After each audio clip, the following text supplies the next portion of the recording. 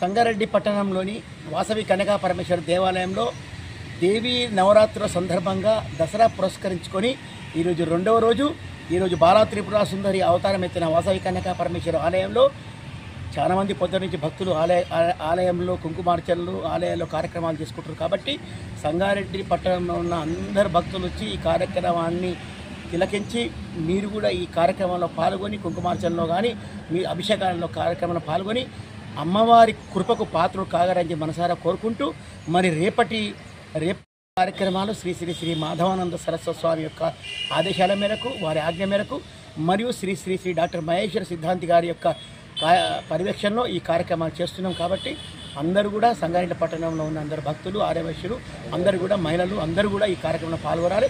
ఈరోజు బొల్లారం నుంచి 25 మంది భక్తులు కార్యక్రమం పాల్గొన్నారు. కాబట్టి వారికి కూడా అమ్మవారి యొక్క అమ్మవారి యొక్క కృప వారికి లభించాలని చెప్పి మనసారా కోరుకుంటున్నాం. జై వాసవి.